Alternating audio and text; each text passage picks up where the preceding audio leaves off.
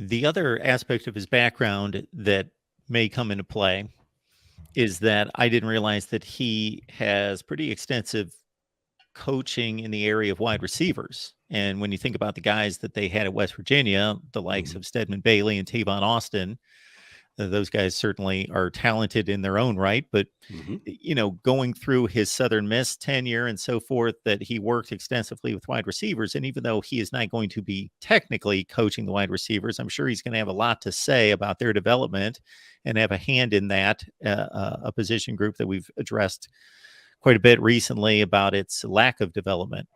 Yeah, and then just look at Houston last year, Tank Dell. I didn't watch a lot of their games. I watched like 3 or 4, but I knew that number one, Tank Dell, that was the guy. And if he were, he's going to the NFL, but like if Tank Dell were magically dropped off in Coral Gables, he's the number 1, 2, and 3 receivers in that room. You know what I mean? Like light years better than anybody we have in the room. So, hopefully this is a thing that can help the quarterbacks be better and give them some easy plays, and then also help the development and performance of wide receivers as well. The prior comment up there was 2 ago, says, who's won a championship running, this kind of an offense? Boricua Hunter. Buddy, do you watch the game in college football? Respectfully, because Georgia was more run heavy than pass heavy. They were more traditional than other offenses, but like Ohio State, Clemson, Alabama, and they can throttle it one way or the other. They can speed it up or what, but this is the thing we've been talking about. Like all those receivers went to Bama and then found space, and all 97 of them, most of them from down here in South Florida from high school, went on to be first-round NFL draft picks. Like, what are we talking about? Like TCU. Now I know it was a legendary blowout, an epic beatdown that will stand the test of time. TCU got to the national championship game this past season in January, like last month. You know what I mean? So this is not the Art Briles pure Baylor spread. This is not the Mike Leach Wazoo air raid. Excuse me, it's not. And again, Mario Cristobal, he might not be calling plays, but he's not going to sit back and just be like, hey, if you want to run, Baylor spread, cool, and just do what you do. I don't remember, there's not been a team, Michigan would be the most traditional offense that we've seen of a really good team recently, right? Got to playoff, lost, and even they had to open some things up, but there's not a team who's done a version of this of a spread type offense and won is without foundation. That's just not really accurate. We've seen that in multiple places. Yes, you need to run the ball to control the ball, control the clock, move the ball, be physical against your opponent and whatnot. But you also have to throw the ball.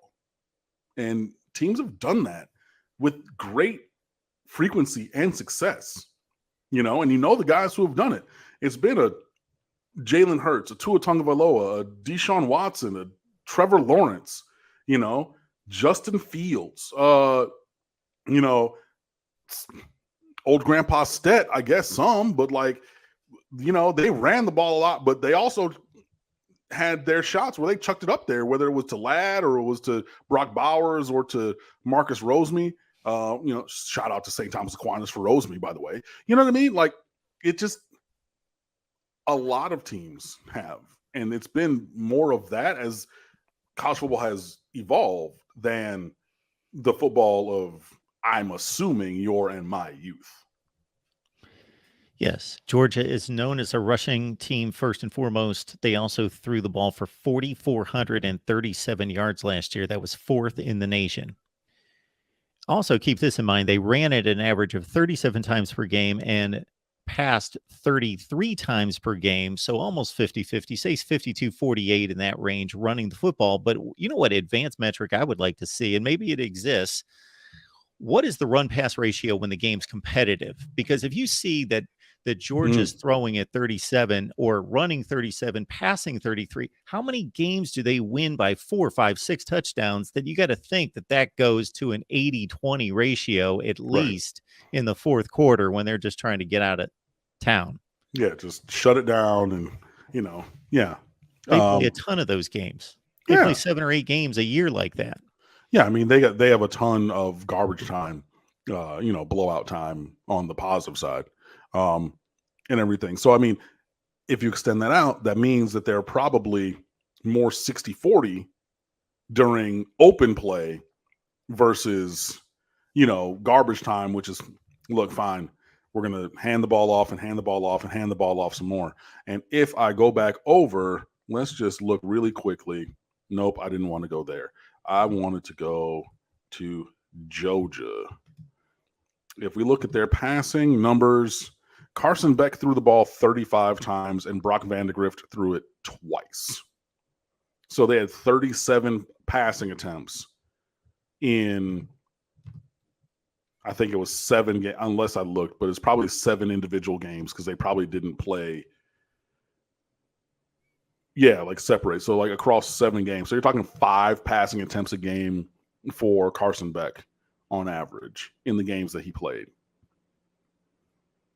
And like you can reasonably assume that you had double, triple, quadruple, quintuple, sextuple that of runs because like just gonna run the damn ball and go home. You know what I mean? Like, yeah. So I mean, even the current 2-time defending now national champions throw the ball more than a little bit.